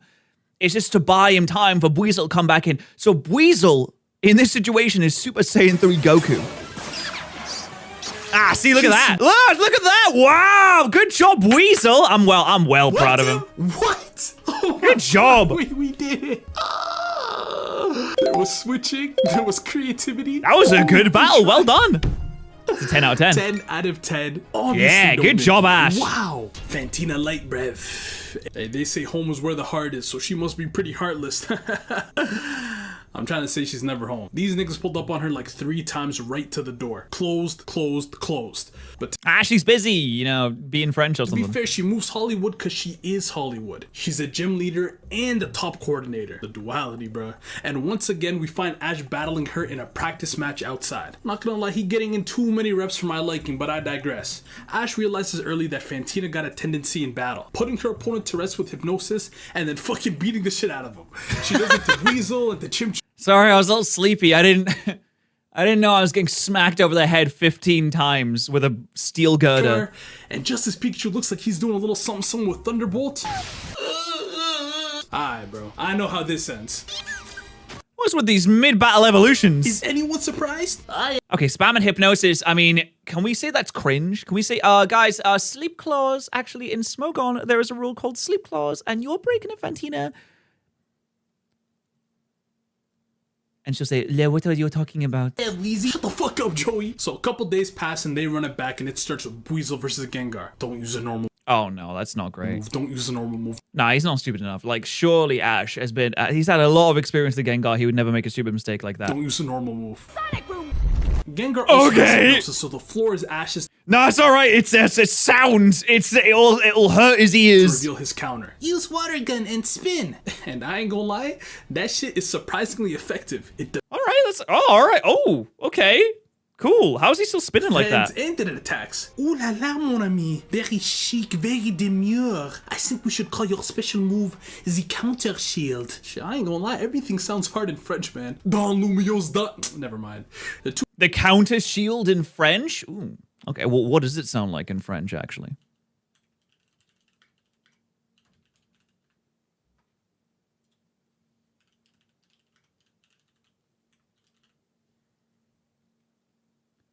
Counter shield is contre bouton. Okay, it's not that cool. It really le shield de counter.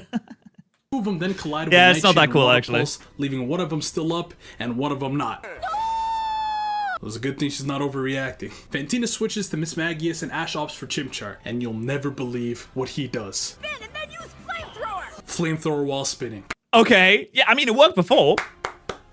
Fucking hell, is this Ash versus Fantina or Tyson versus Kai? See, y'all don't know about that shit. He's gonna make himself confused. He's spinning too But fast. y'all know these two though. Lock in, bro. Miss Magius then goes for a Dark Pulse, but Chimchar reflects it with a Flame Wheel. That also spins. Okay, bro, we get it. It spins. Everything fucking spins. Like, the move already spins. It's called fucking Flame Wheel. You don't have to... Alright, bro, whatever works, bro. Bro, if I had a Bitcoin for every time the leader was down 2-0, I'm just saying there would be signs. Oh, Bitcoin. Let me tell you right now, you never want to be the... Dude, if I just had a Bitcoin, that would be really sick. How much is Bitcoin worth now? Oh my god, it's down so much. What in God's name happened to that?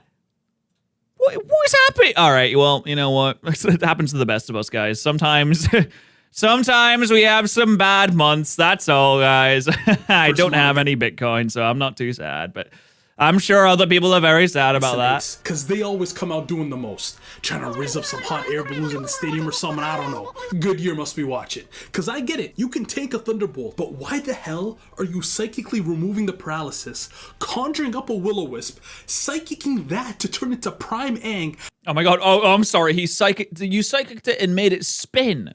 Oh, spinning going on here. We've got a little spin jutsu going on here. Then trapping the rat in it before grabbing his cheeks and hypnotizing him at point blank range. Dude, what is happening here? Did you even get burned? Fucking hell. This win's not the only thing that's ominous, bruh. Ash then brings up Weasel thinking it'll help with Will-O-Wisp. Brother.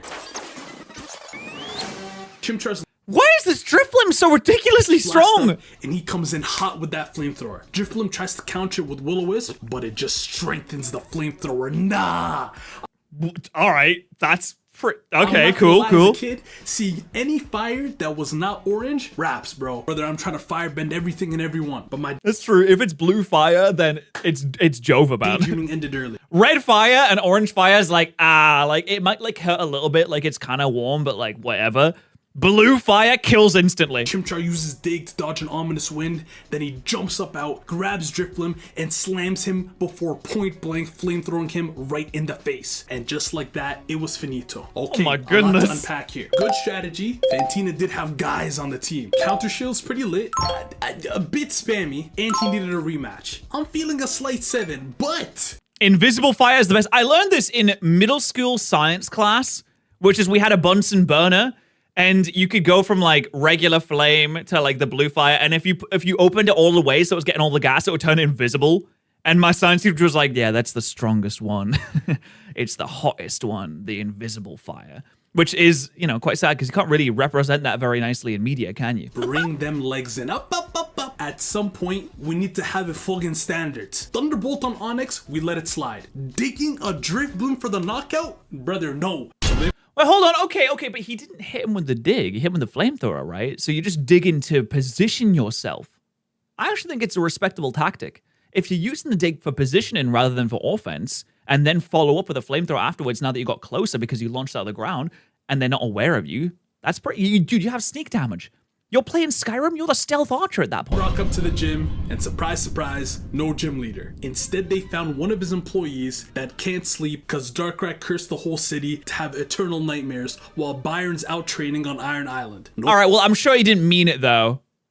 Like, Darkrai is just misunderstood. I'm sure he didn't mean it. Problem though, the guys will just go to Full Moon Island and free Cresselia to thwart the God of Nightmares off. Least intense Pokemon side quest. So they try again the next Aw, poor guy. He just wants to hang around. day, and Yeah, this is propaganda. I don't like this. I don't like this. I'd say Darkrai propaganda that's going on. Time, but Byron's said to be preoccupied with his son who's visiting. How many times I gotta tell you, little man, choosing the right milk takes time. You haven't been home in weeks. I said it takes time. Man, who the hell is he I mean, there's so many options. There's like the full fat one, then there's like the semi-skimmed. Personally, I'm a enjoyer of the full fat milk. I just think it tastes the best. Say you swear to God. So Rourke, unironically, got walked out on by his pops, who used to run the Orberg gym, and now he's back to enact his revenge. Sadly though, as Wait, he walked out on Orberg Gym so that he could go somewhere else and open a gym? What was the point in that?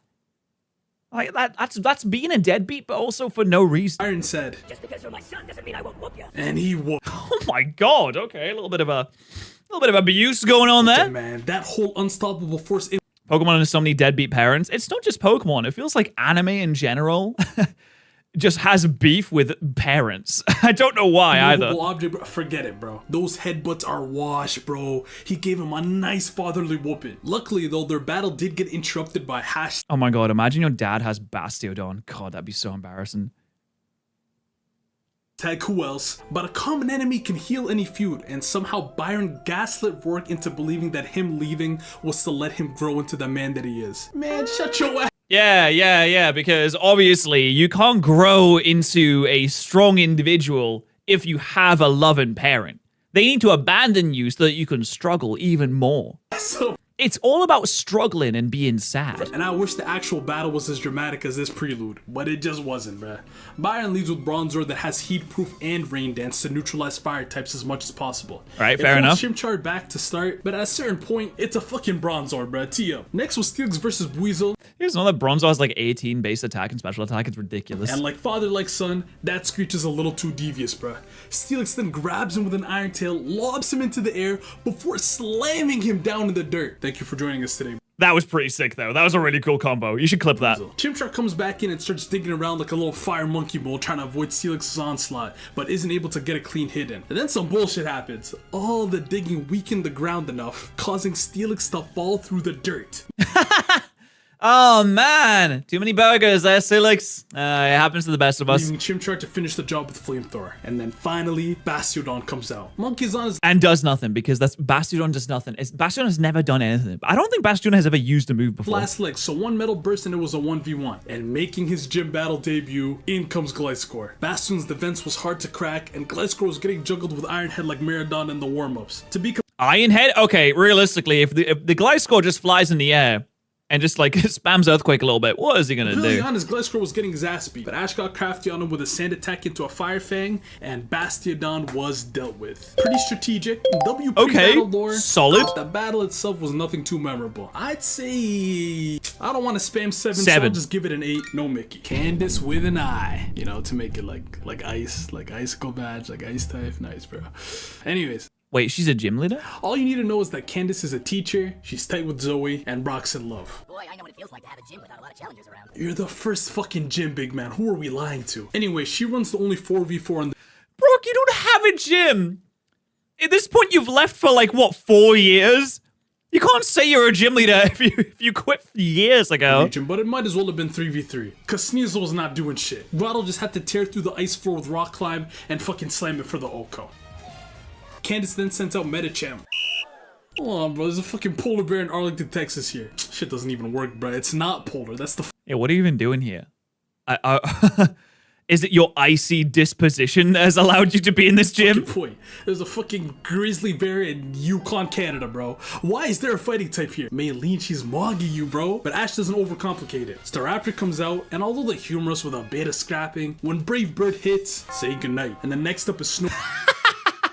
I'm sorry, that looked like a freaking One Piece freeze frame. versus Gliscor. Fuck, imagine the satisfaction of hitting this Snowbird with that ultra effective fire fang. Nice move. That was super effective. But fuck, imagine hitting this Gliscor with that ultra effective ice beam. That was super effective too.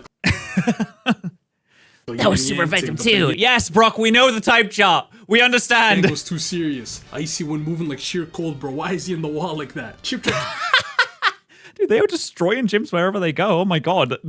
Seriously, just the repair on that. I mean, have you seen how much builders cost these days? And handymen? You're not gonna get a couple of guys out there to fix that for under like 10k. That's gonna be expensive. It's gonna be nasty. Yeah, Snover clashed with Flamethrower, which steamed up the arena. But Vision is so fake in the show anyways. You just gotta close your eyes, feel the key on a Marco Polo ting, and it's money in the bank every time. And then finally, Obama Snow. The state pays for it. Is there even a government in this land? It feels like there barely might be. No. Ash quickly switches to Staraptor and goes for the aerial ace. Ow! Bad choice. You know, Prime me is Oko here with close combat, but I understand not everybody is like that, bro. It's cool. And you know, normally I feel like I'd hate this Grotto pick, but he's kind of growing on me now. Yeah, he got a little bit slow after he evolved, but hey, he's doing his thing out here. You know what I'm saying? Might even do a little something against. Didn't even. Oh my god. Wow, a Grotto, that's embarrassing. That's really embarrassing. Use an ice type move, bro. That was Wood Hammer. So Ash spins back. Do you guys think the Pokemon world has like a democracy, or is it more like a benevolent dictatorship? Because yeah, they have a police force and they do have public healthcare. So is it maybe like a benevolent dictatorship? I don't know. Who's at the top? Who's the man at the top?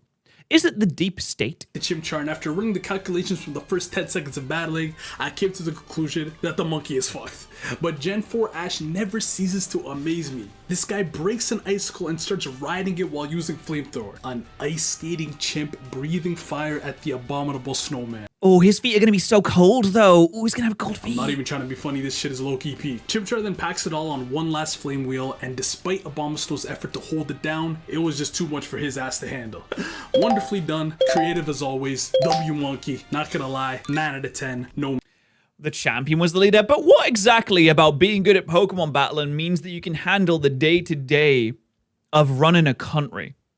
What does being good at Pokemon battling have to do with handling inflation? Mickey, setting the stage for the final showdown. So the first impression of Volkner is from Barry's dad, who says that Ash could give him Quite a shock. The second impression is from Paul saying, Sunny Shore Gym. That gym is not legit. sometime later, Ash Okay, walks what's wrong with it? to the front door like, hey, I'm here for a gym badge. Ah, a challenger. Help yourself. That gym is Okay.